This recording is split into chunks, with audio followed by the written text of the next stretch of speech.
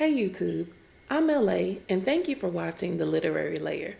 Today we're going to be discussing the oh so popular, slightly disturbing dystopian horror novel, Tender is the Flesh by Agustina Bazterrica.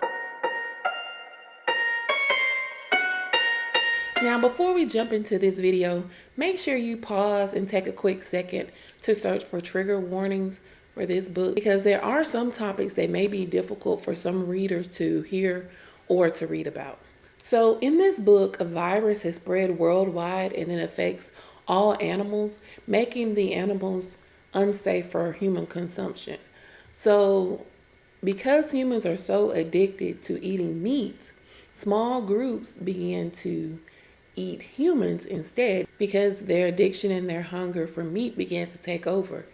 And in their mind, that is their only other option to replace the meat that they're so addicted to.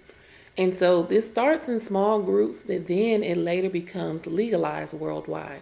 After it's legalized, factories began to breed humans for consumption, and they even had labs that ran tests in order to find the best quality meat. The humans that are bred, they aren't called humans. They're called either heads or bodies, and they can't talk either. So once they're bred and they're born, the factories, they remove their vocal cords. They also snap them and sold them similar to livestock. They also butchered them in a similar fashion. Now, although this has become legalized worldwide, the people, they still don't refer to this meat as human meat.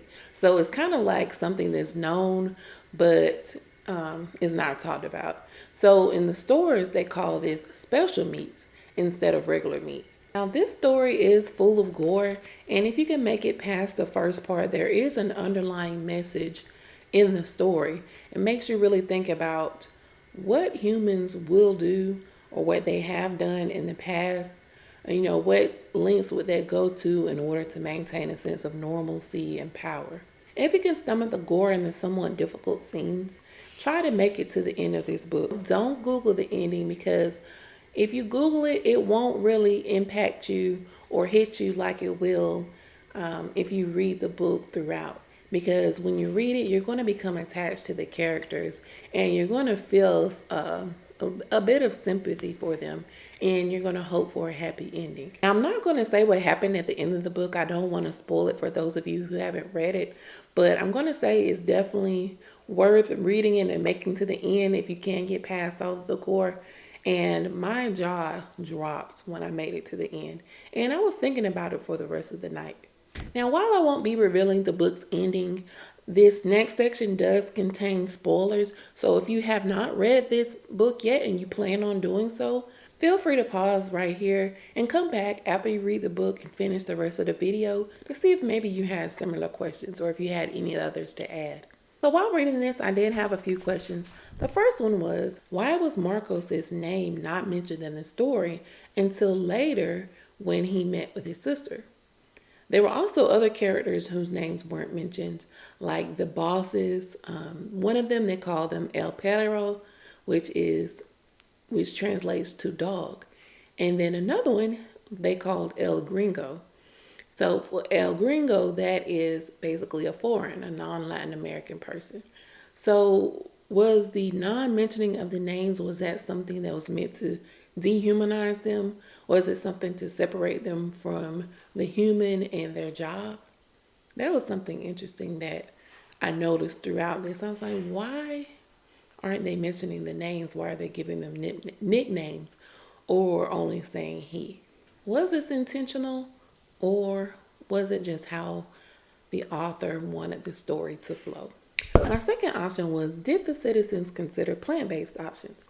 Why did they go straight to cannibalism?